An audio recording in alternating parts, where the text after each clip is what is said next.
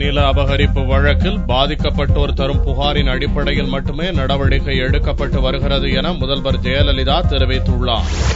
சட்டசபை தேர்தலுக்கு பிறகு அதிமுகவின் செயற்குழு கூட்டம் சென்னை ராயப்பேட்டையில் உள்ள அக்கட்சியின் தலைமை அலுவலகத்தில் நடைபெற்றது. 2G ஸ்பெக்ட்ரம் ஊழல் வழக்கில் முன்னாள் தொலைத்தொடர்புத்துறை அமைச்சர் ராசா கூறிய குற்றச்சாட்டுகள் குறித்து பிரதமர் மன்மோகன் சிங், உள்துறை அமைச்சர் சிதம்பரம், காங்கிரஸ் தலைவர் சோனியா ஆகியோர் பதிலளிக்க வேண்டும் என்று வலியுறுத்தியும், இலங்கை மீது பொருளாதார தடை விதிக்கும் தமிழக சட்டசபை தீர்மானத்தின் அடிப்படையில் மத்திய அரசு நடவடிக்கை எடுக்க வலியுறுத்தியும், தூத்துக்குடி கொழும்பு இடையேயான பயணிகள் கப்பல் போக்குவரத்தை ரத்து செய்யுமாறு வலியுறுத்தியும் தீர்மானங்கள் நிறைவேற்றப்பட்டன.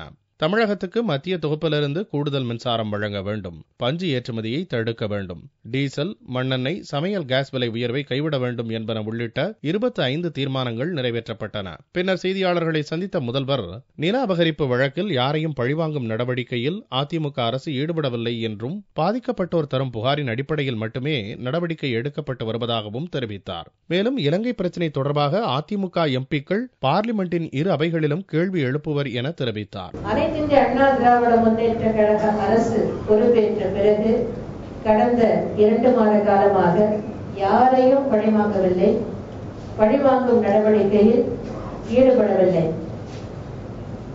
காவல்துறையினரால் சில நடவடிக்கைகள் எடுக்கப்பட்டுள்ளன.